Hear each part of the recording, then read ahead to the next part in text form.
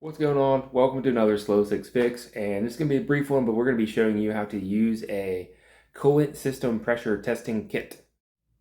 All right, so long story short, I think I have a small coolant leak in my Focus ST somewhere that I can't seem to find. Seems like it's losing a little bit of coolant. So I got this kit from Orion Motor Tech off of Amazon. Link is down below. It was about 50 bucks, somewhere in that ballpark, and show you what we're working with here.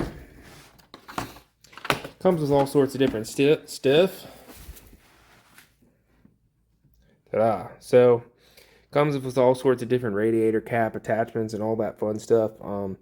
This kit is also a pressure bleeder system as well. You can just get the tester, or you can get the bleeder, or both. So, we'll show you how this works. All right, so step one, you're gonna remove your radiator cap. Make sure your car is cold or cold-ish. You do not want the vapor to come out of there and spray you in the face. Not fun.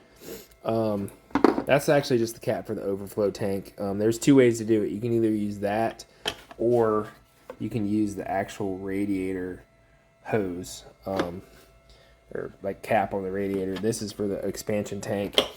You're gonna want to find which one of these fits. I just can kind of compare these two. I'm thinking it's this one for my car, but there's all sorts of different options. You just got to figure out which one fits on there, and then you go from there. All right, so that cap did fit. Found the right one. Then you're gonna take your pump. There's just like a little quick disconnect right here that's gonna go on top. Pay attention. Your cap is going to tell you the maximum pressure for your coolant system is 21 psi. You do not even need to pump it up that much. Then all you're going to do, you're going to take this. It's just a hand pump. You're going to pump that up, and then you're going to see if you can hear a leak anywhere or if the system maintains pressure. All right, so we got that pumped up to about 12 psi. We're going to see if this drops at all, and then I'm going to get a flashlight. I'm going to kind of look around, see if I can, see anything coming out anywhere. But that's pretty much it. Very straightforward, easy to use kit, a bunch of different attachments, and it also comes with the pressure bleeder, which if I ever have to use, I'll make you a separate video for. All right, so I've been letting it sit for a minute.